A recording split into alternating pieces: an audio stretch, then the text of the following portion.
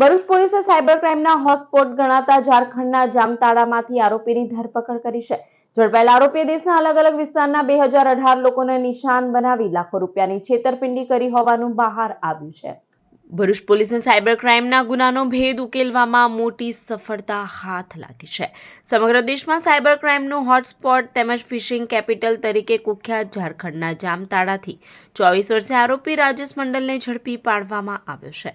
December 2004માં Bharuch પોલીસમાં ફરજ બજાવતા પોલીસ કોન્સ્ટેબલ યોગેશ ઠાકોરના ખાતામાંથી સાયબર ક્રાઇમ દ્વારા બારોબાર લોન લઈ ₹5.30 લાખની છેતરપિંડી આચરવામાં આવી હતી। આ અંગે ભરૂચ સાયબર ક્રાઇમ પોલીસ મથકમાં ગુનો નોંધાયા બાદ પોલીસે તપાસ શરૂ કરી હતી।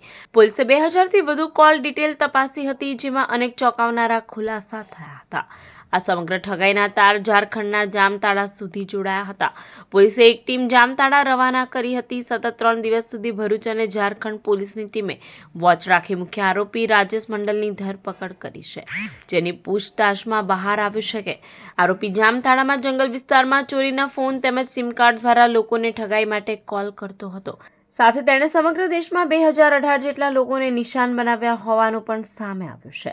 આ ઉપરાંત ઠગાઈ માટે 15 મોબાઈલ અને 7 સિમ કાર્ડનો ઉપયોગ થયો હોવાનું પણ ખુલ્યું છે।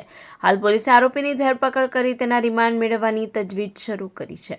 તારીખ 13 ડિસેમ્બર 2024ના રોજ ભરૂચ જિલ્લાના પોલીસ હેડક્વાર્ટર ખાતે નોકરી કરતા યોગેશભાઈ ઠાકોર અને અહીંયા આવીને જણાવે છે કે તેની ખુદની સાથે જ એક સાયબર ફ્રોડ થયેલો છે કે જેમાં તેના એકાઉન્ટમાં કોઈ લોન લઈ અને 5.5 લાખ રૂપિયા જેટલી માતબર રકમ એક્સિસ બેંકમાંથી ડાયરેક્ટ લોન લઈ અને તેના નામે ચડાવેલી છે અને તેની સાથે ચીટિંગ થઈ ગયેલું છે। આ વસ્તુની ખ્યાલ આવતા જ ભરૂચ પોલીસ દ્વારા તાત્કાલિક સાયબર ક્રાઇમ પોલીસ સ્ટેશનની હેઠળ ગુનો દાખલ કરવામાં આવે છે અને ત્યારબાદ જે છે પોલીસ દ્વારા સાયબર ક્રાઇમ પોલીસ સ્ટેશન દ્વારા જુદા જુદા CDRનું એનાલિસિસ કરવામાં આવે છે। જેમ જેમ પોલીસ આની અંદર આગળ વધે છે તેમ તેમ બીજા અનેક CDRઓ પોલીસની સામે આવે છે અને પોલીસે સઘન મહેનતના અંતે આટલા સમય દરમિયાન 2200 કોલ ડેટા રેકોર્ડની તપાસણી કરી। આ ડેટા રેકોર્ડની તપાસણી દરમિયાન પોલીસને ધ્યાન આવે છે કે માત્ર આ એક જ પોલીસ નહીં, પરંતુ આવા ભારતભરના કુલ 2018 જેટલા નાગરિકોના આવા ખાતામાંથી જે છે એ પૈસા ટ્રાન્સફર થયા છે અને આવા હજારો લોકોનું ચીટિંગ થયું છે।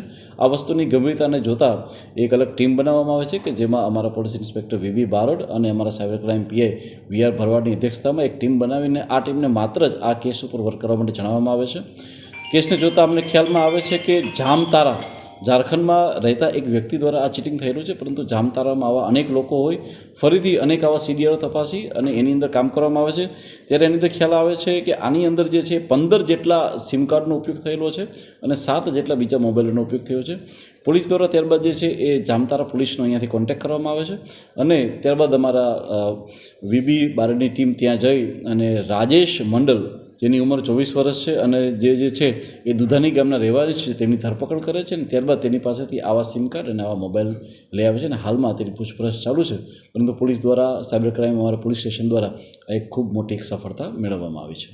ભરૂચ SP અક્ષયરાજ મકવાણાએ જણાવ્યું હતું કે કોઈપણ અજાણ્યા નંબર પરથી આવતા ફોનમાં જો બેંક લોન કે KYC અપડેટનો ઉલ્લેખ કરવામાં આવે તો એ કોલ તરત જ બંધ કરી દેવા જોઈએ અને સત્તાવાર હેલ્પલાઇન દ્વારા જ માહિતી ચકાસવી જોઈએ। કોઈ અજાણી લિંક ઉપર પણ ક્લિક ન કરવા તેઓએ લોકોને અપીલ કરી હતી।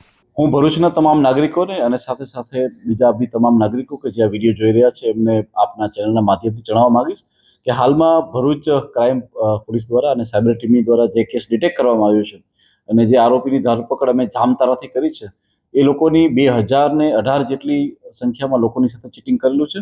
તેમાં મોડસ ઓપરેન્ડી એ રીતના રહે છે કે હાલમાં એવો લોકોને કહે છે કે જો એમણે લોન લેવી હોય તો એ લોકો માત્ર પોતાનું KYC અપડેટ કરે, એના માટે એ લોકોને APK ફાઇલ મોકલે છે કે જેમાં આઈધર PM કિસાન યોજનાની APK હોય છે, એ લોકો એવી APK બનાવીને મોકલે છે કે અમે ઇન્વિટેશન કાર્ડ આપને એની અંદર બનાવીને આપીશું। એ સિવાય એ પોલીસમાં જે ચલણ આવતા હોય છે તો ચલણના પૈસા ભરવા માટે બી આપણા ઓનલાઈન ભરાઈ જશે, આપમાં આ ફાઇલ ડાઉનલોડ કરી લ્યો, આ પ્રકારની લોભામણી જાહેરાત આપી અને લોકોને ફાઇલ મોકલતા હોય છે અને આ ફાઇલ જ્યારે ડાઉનલોડ થાય છે ત્યાં તાત્કાલિક જ મોબાઈલ જે છે એ આપણો હેક થઈ જાય છે અને આવા મોબાઈલ એકવાર હેક થઈ ગયા પછી એ આપણા મોબાઈલની સાથે કોઈ પણ વસ્તુ કરી અને આપના સાથે સાયબર ક્રાઇમનો ગુના આચરતા હોય છે।